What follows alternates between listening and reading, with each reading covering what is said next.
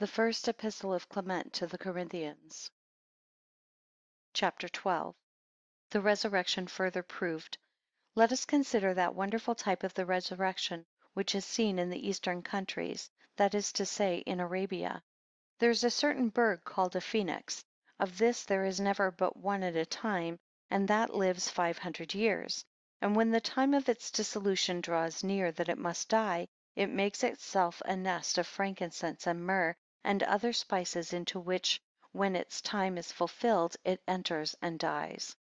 But its flesh putrefying breeds a certain worm, which being nourished with the juice of the dead bird, brings forth feathers, and when it is grown to a perfect state, it takes up the nest in which the bones of its parents lie, and carries it from Arabia into Egypt to a city called Heliopolis.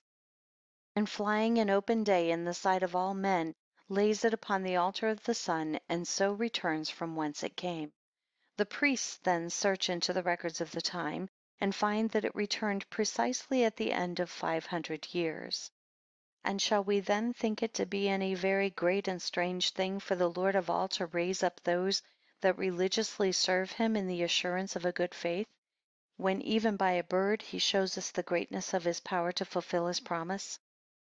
For he says in a certain place, Thou shalt raise me up, and I shall confess unto thee.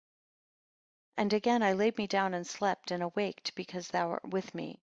And again, Job says, Thou shalt raise up this flesh of mine that has suffered all these things. Having therefore this hope, let us hold fast to him who is faithful in all his promises, and righteous in all his judgments, who has commanded us not to lie. How much more will he not himself lie? For nothing is impossible with God but to lie.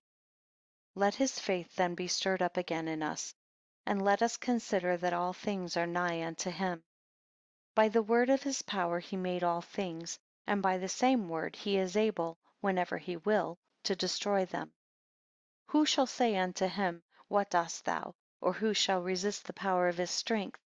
When, and as he pleased, he will do all things, and nothing shall pass away of all that has been determined by him.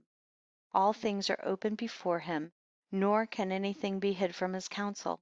The heavens declare the glory of God, and the firmament showeth his handiwork. Day unto day uttereth speech, and night unto night showeth knowledge.